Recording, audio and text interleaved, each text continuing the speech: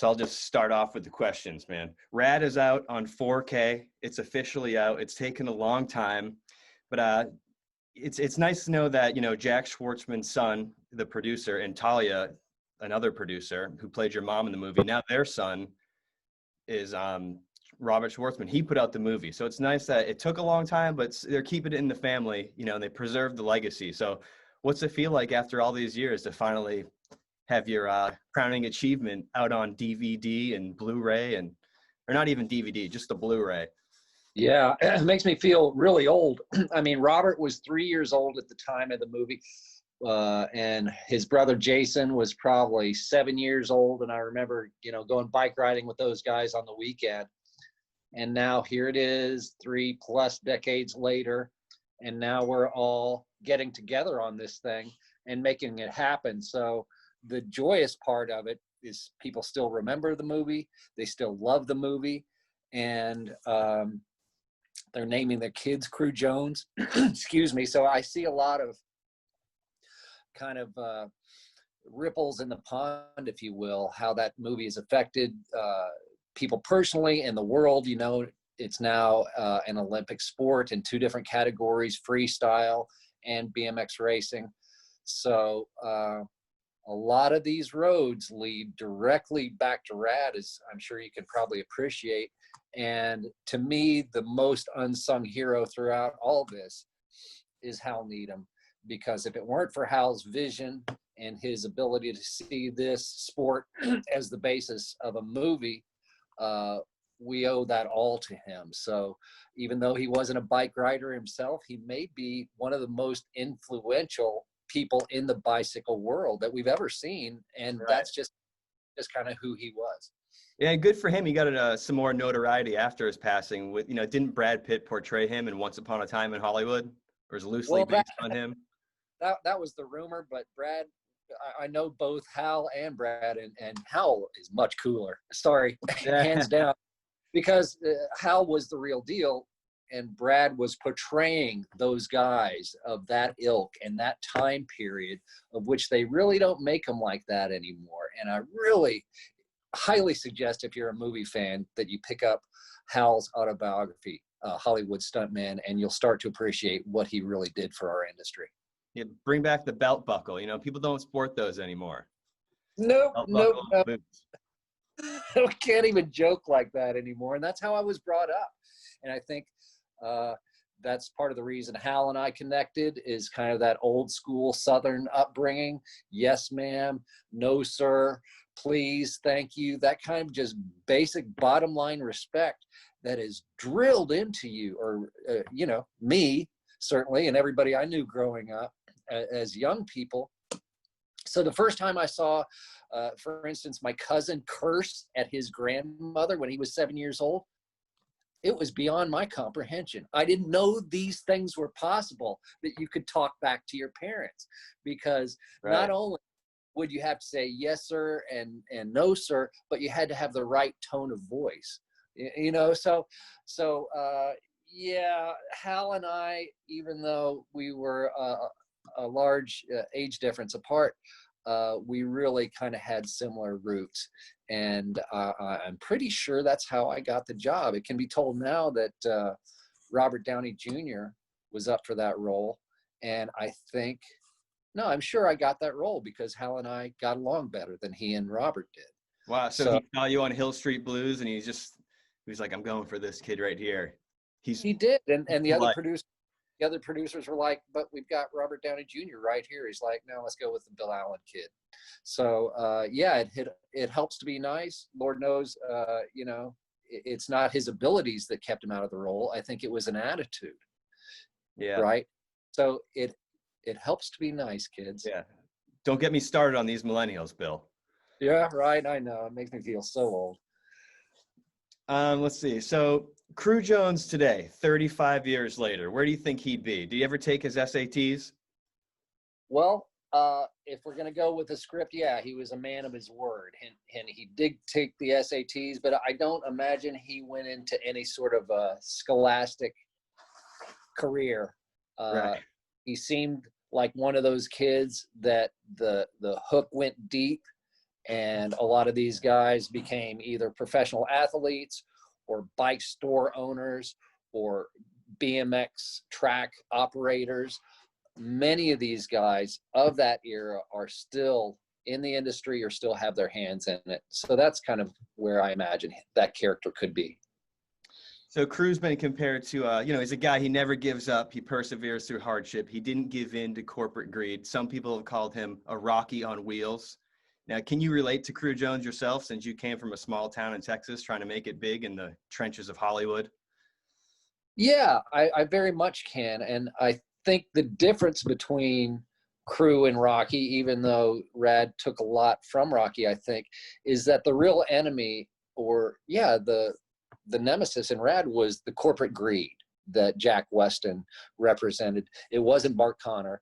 Bart Connor, or Bart Taylor rather, is the person who allowed Cru to rise to his level of ability. So that was a really important moment in Rad when Bart Taylor waves Cru on so he could have him one-on-one.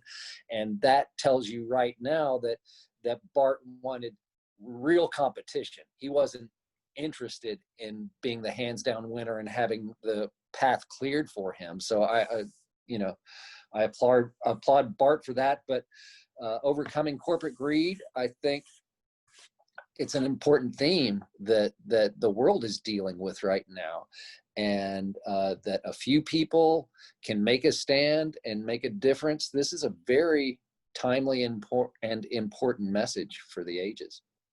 Absolutely. Now, this movie, Rad, started as a $3 rental for me, and then it cost my parents, a $300 BMX, a bunch of scrapes and bruises later. And as I get older, I'm a big fan. I'm a big collector. I have the poster. I have the soundtrack. That stuff's not cheap. So did you get to save any mementos from your time on Rad? I had the opportunity. I just didn't have the foresight. So unfortunately, yeah, I just walked away from all of it. And Not maybe even a it's cut-off sweatshirt, Rad Racing, nothing? nothing. I think I had the script for a while, but that's just not where my head was at. And that was not forward thinking of me, because you could see the legendary performers on set. You could see what they were doing. And all I had to do was walk up to the property master and go, I'll take that bike and that bike and that bike and that shirt and that shirt. It would have been a 5-minute conversation. And I'd have my own private island right now, for what Absolutely. those might be worth. But yeah, none of that stuff survived in my world. Some of the riders kept their bikes. I understand there's talk that a 33 bike may be out there, but no, I kept none of it. Oh, bummer. Yeah, no, Yeah. I heard an interview with Talia Shire. They said they have some helmets in the bike, like in their garage or something. So I'm glad it's being preserved. At least someone's got it. That's pretty cool. It seems like everyone on the cast of Rad is pretty tight. You guys do the reunions. You're all very appreciative of that movie and your experiences there. But the one person we don't really hear from is Lori Loughlin. Do you ever keep in touch with her? The last time I saw Lori was our last day of filming together. Personally, Oh, of wow. course, I see her on the news quite often these days. On my news feed, it pops up. Yeah. But as far as the other people in the cast, I still talk to Bart Connor. I'm still very good friends with Martin Aparicio, who's one of my stunt doubles, and Eddie Fiola. I was just hanging out with those guys riding yesterday. So it's unusual when you meet somebody on a movie that relationship will continue. But not only do we remain friends, but the movie has such a strong draw that we do a lot of events together. Also, I've traveled to several different countries with these guys and several different states. So yeah, we get around together, and we love meeting fans and hearing the stories and meeting your little boy named Cru Jones. It's pretty fun for us. That's awesome. So it's pretty safe to say that Rad not only inspired generations of BMXers, but also yourself, because you didn't really ride before the movie, and now you got a BMX, you're cruising, you're riding. I am riding now. I mean, I could ride back in the day, but there's a difference between what I could do and what these guys were able to do. And somebody succinctly put it that how could Cru win Hell Track if he couldn't even bunny hop a curb, which at the time was true. But over the past several years. I've picked up the sport. I've got an Eddie Fiola frame bike that was built by the man himself and given to me. So yeah, it's excellent, and it's a great brotherhood and fellowship. There's women involved too, obviously, and these are some of my dear friends, and we've just got that shared love of the sport. And for anybody thinking about getting into the sport, get into the sport. These are some happy folks. Yeah, I feel like not a lot of kids get into it. They're just on their phones these days. Back in the day, it's like, you got a bike, you'd ride all over town. This is what you did. Well, things are turning around. That's one of the only silver linings throughout all this craziness is bike stores cannot keep inventory. Everybody's going down to their local bike store now and picking up a bike. And now that RAD is being re-released at the same time, it's now growing in popularity. So yeah, it kind of flattened out for a while, but I think the interest is kind of going crazy. And now that RAD is being released on iTunes and these different platforms, the audience is only growing. It's pretty cool. So with all these marches, you're saying in like a month or two, just expect a lot of BMXers out there leading the way. They're out there. I'm just saying the bicycle industry is booming right now. And I would imagine there's really no turning back, because if we're going to make it into the next 100 years, a lot of it is going to be because people are on bikes. People can get down the and I'm down with all of it. So I still have my BMX straight here. GT. dude, what is? Oh, don't get rid of that, man. No, love it. So I saw you on an interview. You're saying that, you know, biking isn't the only extreme sport you're into. You have an ultralight airplane. Is that true? Well, they call them light sport aircraft these days. Yeah. It's a powered parachute. You see the guys with the propellers on their back and the parachute. Mine's actually a 3-wheeled cart. And so it's kind of akin to a flying lawnmower. Yeah. And yeah, I've been doing that for 20 plus years. And a friend of mine, Tim Patrick, had the bright idea to stick some GoPros around and have an interview show. So we did our first episode. We went and filmed it about a month ago with John Boltgens, who is the brand manager at Haro Bikes. He's got a movie coming out on his life story called Ride. And we just hooked up the audio and a bunch of GoPros, and I did an interview at 1,000 feet, and it's one of the great things I've ever done. So that should be cool. That'll be out in a month or two. No more Daredevil axe build. Come on, I'm looking forward to a RAD sequel. Okay, you're gonna hurt yourself, dude. At my age, going to bed is a Daredevil axe. So I'm just happy I walk upright. Yeah.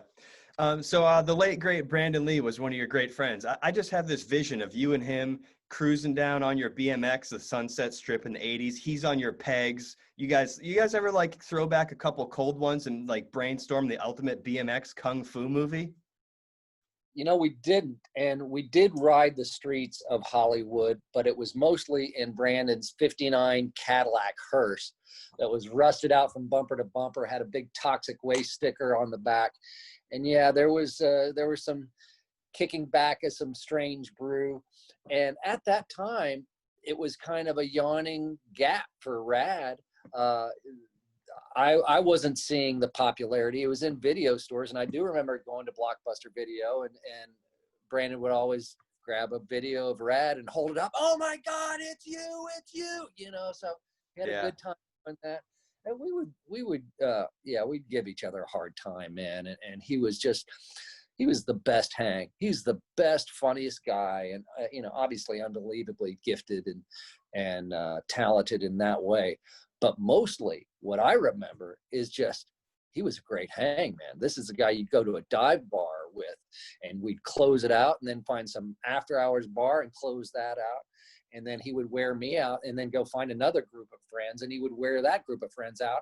And then he would go to martial arts class and wear everybody else out in the martial arts class. I mean, it's staggering. So yeah, he really broke the mold, that one. So back to RAD, you guys have the most epic 80s prom scene, you know, the bicycle boogie scene. Has anyone ever invited you to their prom? Have you seen that in person? Only in movies and videos and TV shows. I mean, if you think about it, it's a really difficult thing to recreate. It took 3 different stunt men. No females were involved in the stunts in that. And to have a male and a female that could ride at that level, it's hard to put together unless you do a video. So there's been many parodies and tributes to it. And I do understand people will play it at their wedding and somebody will get out and do some tricks. But that's good enough. That's cool. That's pretty cool. So you were in a band with the Pipe Fitters with Lou Diamond Phillips. I didn't know that about you. That's awesome. Yeah, I've been in the music scene pretty much my entire adult life. I still play, when things aren't all shut down, I still gig out regularly. And I'm a Texas blues musician. And I don't know if you know much about the Texas blues tradition, but it's a strong one and it's a good one. And I would go down to the local bar when I was 14 with my fake ID and go see the Thunderbirds or Stevie Ray Vaughan or Johnny Winter or some of the people that left a real mark on me. So yeah, the music's a very important part of my life. I produced a tribute record to one of my dear friends, Bugs Henderson. That's on CD Baby. I'm going to plug it right now. It's called The King of Clubs, a tribute to Bugs Henderson. And it's one of the great guitar records of all time. And so I'm happy to be a part of that. Awesome, man. Can't wait to see you out on the stage sometime. Dude, you can find me on YouTube. I tell you what, we did Farm Aid in 93, I want to say, with the Lou Diamond Phillips outfit. And that was at a time where we were on tour with Billy Ray Cyrus. Remember him? And we had some fun. So to actually make a mark in an industry that was like a second love of mine, obviously acting is a first love of mine, and I did okay there, and then to have some success in the music industry also, that's kind of like cherry on the cake. It's really sweet. Yeah, absolutely. I can just imagine, you're sitting there, Lou Diamond Phillips, Billy Ray, and people are waiting in line for autographs, and they see you and they're like, wait a minute, is that Bill Allen of RAD? Because the same thing happened to me when Freddy Krueger was at the Whiskey. I was like, Freddy Krueger, step aside, that's Bill Allen. That's really cool. Awesome. Well, I get recognized more obviously at these BMX events or screenings when I've got a kind of a Clark Kent quality about me. If I'm off in a different event, I'm just kind of unrecognizable. But for the fans of that movie, you put me in that atmosphere, they can get crazy, man, because I kind of still do look like that guy. I have to explain to the little ones about the aging process and how that can destroy their image of me. I'm like, listen, Cru was in a horrible gasoline fire accident, and destroyed his face. But yeah. Man. So what now some of the teen beat questions, like what actors influenced you? Why did you want to become an actor? Or who are some of your favorite actors? Well, I grew up in the 60s and 70s, and that where the independent film kind of changed everything. So if I was going to go with living actors that are still breathing, I would put a Jack Nicholson or a Tommy Lee Jones at the top of that pile. But as far as actors working today, I'm completely knocked out by Christian Bale and his ability to morph into a different role. Yeah, I mean, nobody really does it like him. It was De Niro before Christian Bale, but now he's the guy who just is fearless and will wreck his body. Yeah, I don't know how he does it, all the weight transformation. Well, yeah, he does it by starving himself. Here's one story that I heard. He was doing, what's that? The Machinist? The Machinist, is that the one where he dropped all the weight? Something like that, yeah. And he walked by a trailer, and a friend of his is standing there, and he's like, hey, come here, look at my butt. What's going on here? And the friend's like, well, the muscle on your ass is sliding down your leg, because that's what happens when you starve yourself. The ligaments just kind of come unglued, and now his ass is halfway down his leg. And his reply was, oh, that's cool. So this is a guy not unlike these BMXers who are willing to wreck their bodies for your entertainment. Now that's something, man. That's something. And he doesn't need to do that. He's a millionaire many, many, many times over, man. So Right. why Fat gain, man. why gain 50 pounds? Wear a fat suit, dude. No. Dick Cheney. I mean, know. it's just, Dick. yeah. So we'll go with Christian. Cool. What about I think you already plugged some of your favorite bands, but any other upcoming projects you want to talk about? Do you have a YouTube channel people can check out? Yeah, car not documentary? not popular yet. I've got a few videos up there right now.